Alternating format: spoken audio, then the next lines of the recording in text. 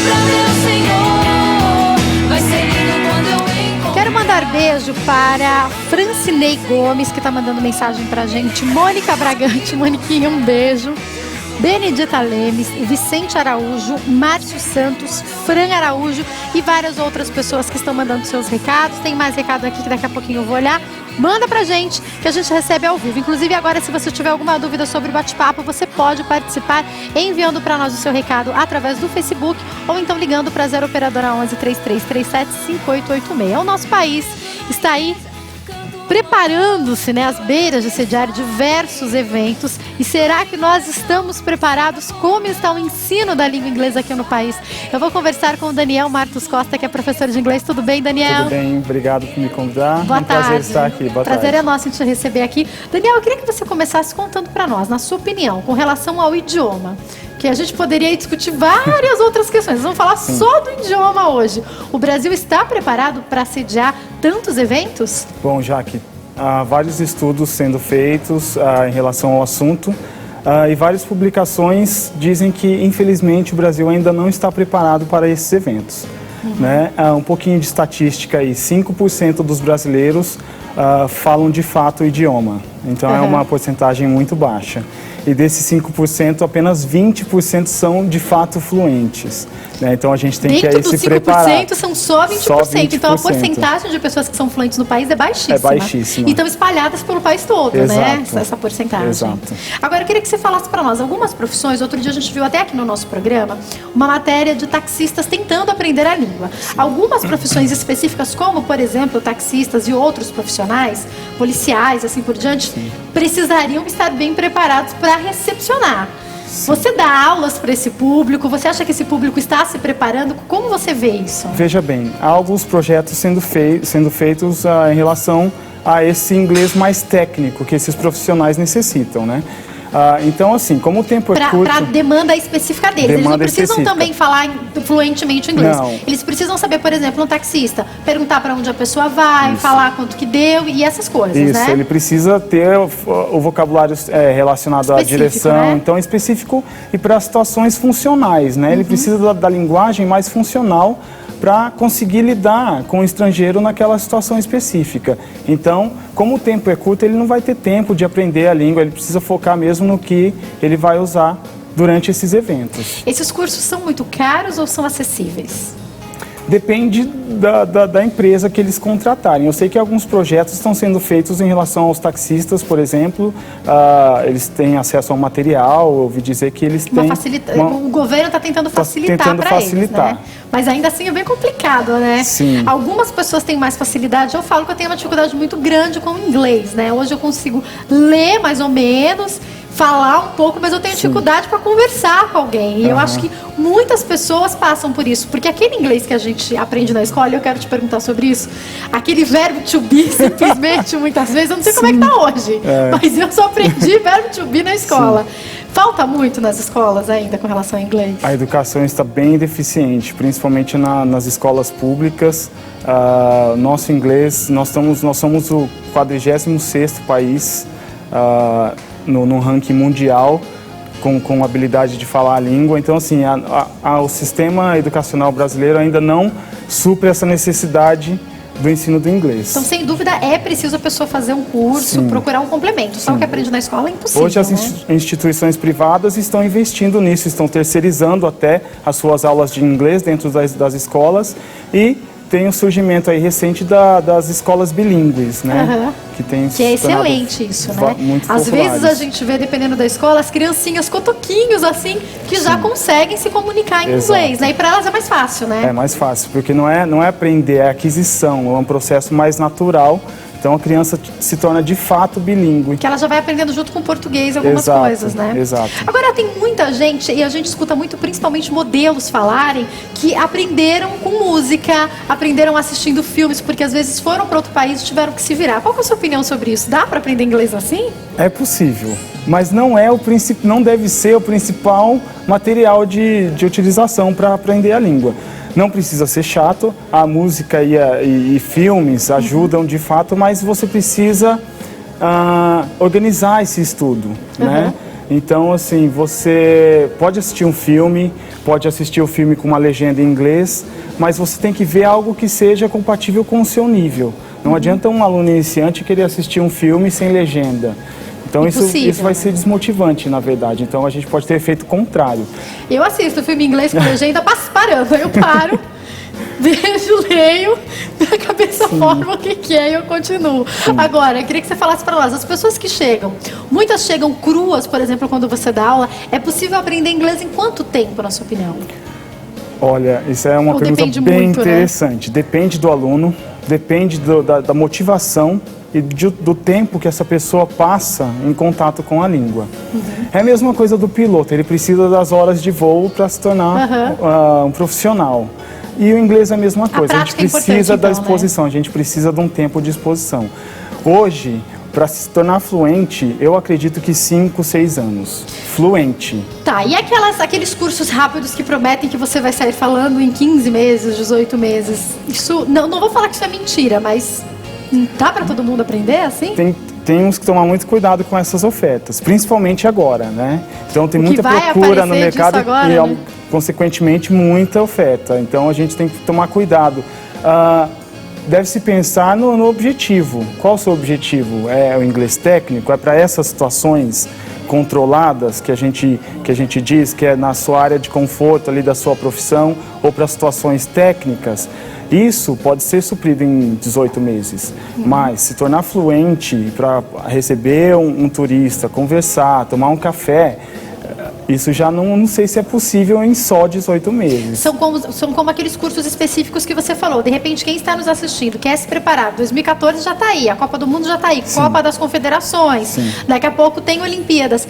Para quem, na sua área profissional, quer se preparar, de repente, com um curso técnico, consegue em menos tempo. Para aquela preparação para a sua área de conforto profissional. A sugestão que eu daria é ver as necessidades e para qual seria o benefício de aprender inglês para esses eventos. A partir daí, definir qual seria o melhor curso. Talvez um curso, uma aula particular ou, de fato, ir a uma dessas escolas. Então, a pessoa precisa decidir e fazer um mapeamento das necessidades primeiro. E era isso que eu ia te perguntar agora. Existem aquelas escolas normais, existem grupos e existe aula particular. Para que público é a aula particular? Para quem não tem muito tempo, então tem uma agenda meio lotada, porque o professor consegue flexibilizar ali o horário, né? Ou em empresas, né? Tem um mercado também que está crescendo muito no momento, mas, de novo, assim, tem que tomar muito cuidado porque tem muita oferta de profissional agora. Então você pode ter muitos professores que não estão devidamente preparados, né? Então tem uma série de coisas, de fatores que devem ser levados em consideração. Peraí, então vamos supor, eu escolho uma escola, essa escola está muito mais barata, escolhi essa escola, vou fazer essa escola, ou então, esse professor, nossa, ele está cobrando uma aula muito mais barata que os outros, eu corro o risco de estar aprendendo errado, isso pode acontecer? Pode acontecer e até não aprender nada, né?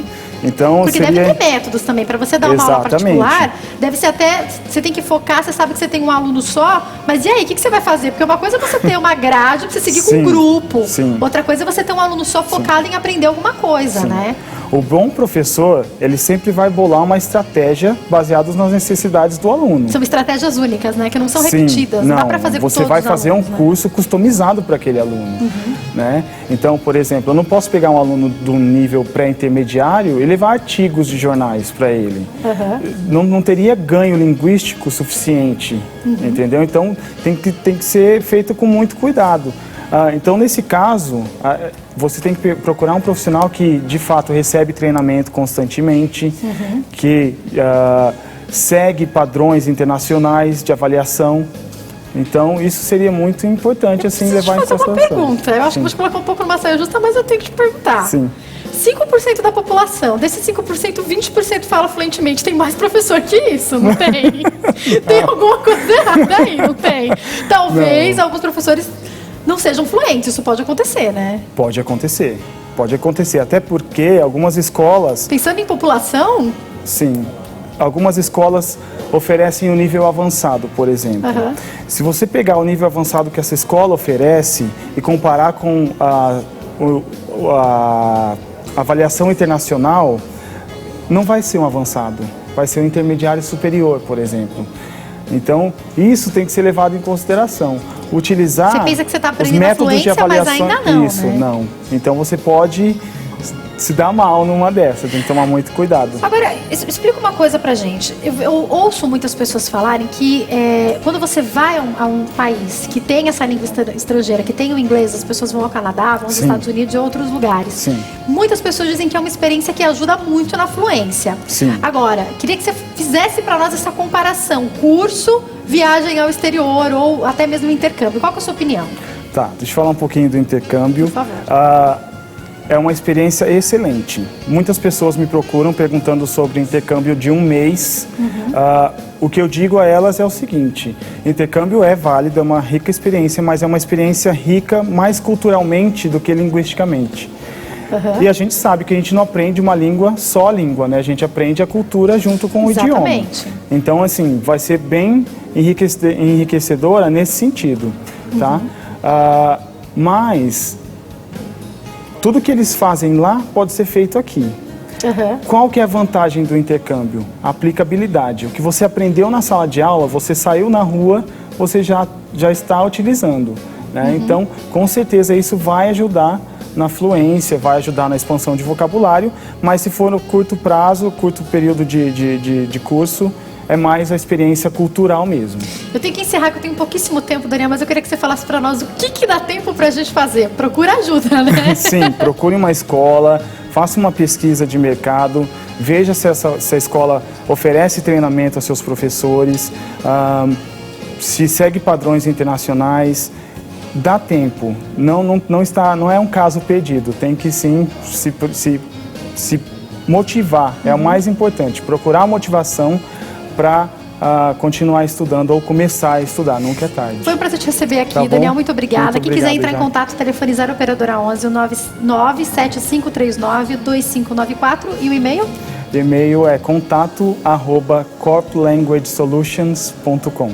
Por isso que eu deixei ele falar embaixo, tá passando o GC direitinho pra vocês, tá? Obrigada mais uma Muito vez, Daniel. Uma obrigado, ótima Jane. tarde, viu? Obrigado. Antes de encerrar o nosso programa, como em todos os dias, eu quero deixar uma mensagem rápida pra vocês. Hoje aqui está lá em Mateus, capítulo 6. Eu escolhi o versículo 10, que quando o Senhor Jesus está nos ensinando como devíamos orar, a oração que nós conhecemos como a oração do Pai Nosso, ele diz assim: venha o teu reino e seja feita a tua vontade, assim na terra como no céu. Essa é a oração de Jesus. Muitas vezes nós vamos diante de Deus para um momento de oração, imaginando que a nossa oração vai fazer com que Deus mude de ideia. A gente entra na presença de Deus como se a nossa oração de alguma forma fosse manipular Deus. Importante é que na nossa oração nós possamos nos render para compreender a vontade de Deus e que, de fato, através desse momento de oração, o Senhor possa nos modificar para que nós possamos compreender e aceitar a vontade dEle. É lógico que se você está passando por um momento de aflição, por um momento de necessidade ou até mesmo por um momento de alegria, é lógico que você deve orar a Deus, é lógico que você pode dividir com Ele os teus sonhos e pedir para Ele aquilo que você gostaria que acontecesse, mas compreendendo que Ele sabe o que é melhor para nós e que a vontade dEle sempre é melhor do que a nossa, porque nós não fazemos ideia do futuro. E quantas são as vezes em que nós oramos pedindo alguma coisa e nós não fazemos ideia que Deus não vai nos entregar isso, porque lá na frente, no futuro, isso na verdade pode nos prejudicar. Por isso que é importante orar, é importante colocar diante de Deus todas as nossas necessidades, todos os nossos sonhos. Mas também é muito importante entendermos que a oração não deve servir para que nós manipulemos a Deus, isso não existe. A oração deve servir para que nós possamos entender qual é a vontade dEle para nós e para que a vontade dEle seja feita nas nossas vidas.